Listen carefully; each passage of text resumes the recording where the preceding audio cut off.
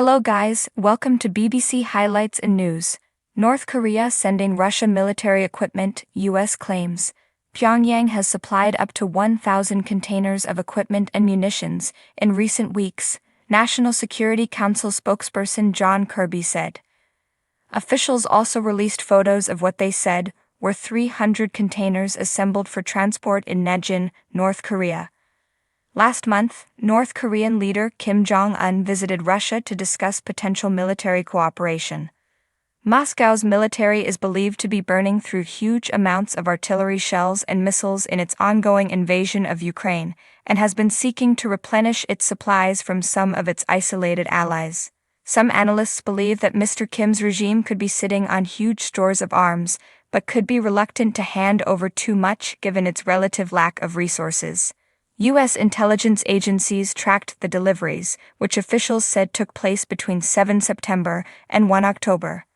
Speaking at a news conference on Friday, Mr. Kirby said the equipment was exported via sea and rail to a supply depot in southwestern Russia, near Tikhoretsk, about 180 miles, 290 kilometers, from the Ukrainian border. But Kirby did not specify the nature of the munitions he says were supplied by Mr. Kim's regime, but the U.S. has previously accused Moscow of purchasing rockets and artillery shells from Pyongyang.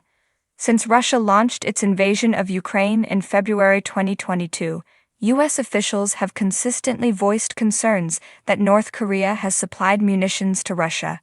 We condemn North Korea for providing Russia with this military equipment, which will be used to attack Ukrainian cities, kill Ukrainian civilians, and further Russia's illegitimate war, Mr. Kirby told reporters.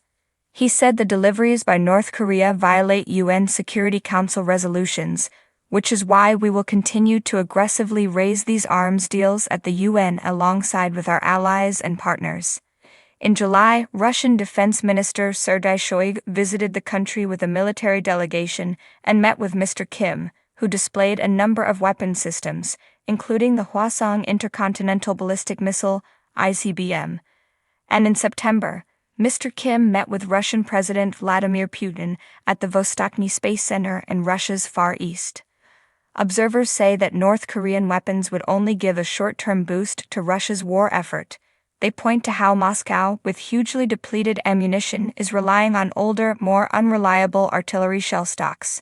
And speaking recently at a ceremony to mark his retirement as chairman of the U.S. Joint Chiefs of Staff, Mark Milley said he was skeptical that any such deliveries would play a decisive role in the conflict. But it comes as the U.S. has been forced to pause plans to send an additional $6 billion in military aid to Kyiv, amid an ongoing budget row in the House of Representatives. President Biden said earlier this week that the temporary agreement between House Democrats and Republicans may force him to find alternative ways to fund Ukraine's war effort.